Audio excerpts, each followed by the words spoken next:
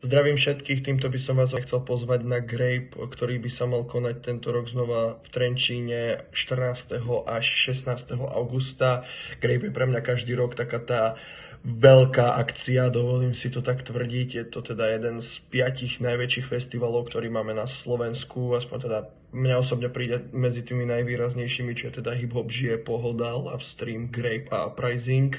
Každopádne toto je, by som povedal, najakčnejší z týchto festivalov, aj keď priznám sa, na Uprisingu som nikdy nebol. Každý rok dostávame kopu zahraničných umelcov, tento rok to není inak. Máme tu Parcells, máme tu Georgiu Smith, máme tu Brutalizmus 3000, ale hlavne konečne to vyzerá, že po treťom zavolaní dojde Young Lean a dokonca by s ním mal dojsť aj Blady.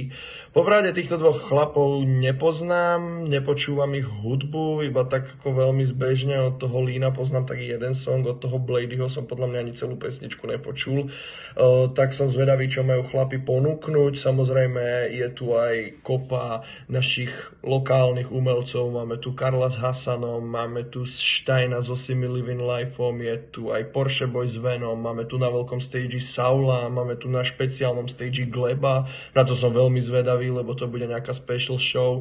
Samozrejme je tu veľa DJov, budú tu aj stand-upy, bude tu pravdepodobne kopa dobrého jedla a dúfam, že bude veľmi príjemná atmosféra. Taká trošku negatívnejšia vec, že dozvedeli sme sa, že Tash Sultana, ktorá mala vystupovať, tak nebude vystupovať. V tejto chvíli, keď točím toto video, neviem, kto bude za ňu náhrada, takže keď vy toto pozeráte, možno už náhrada aj je. Každopádne dúfam, že si to všetci užijú, dúfam, že to bude veľmi pekné a hlavne rozhodujte sa, či pôjdete podľa svedomia, samozrejme. Dobre, rád som vás počul, majte pekný deň a dúfam, že sa vidíme aj na Grape. Majte sa dobre. Čauko.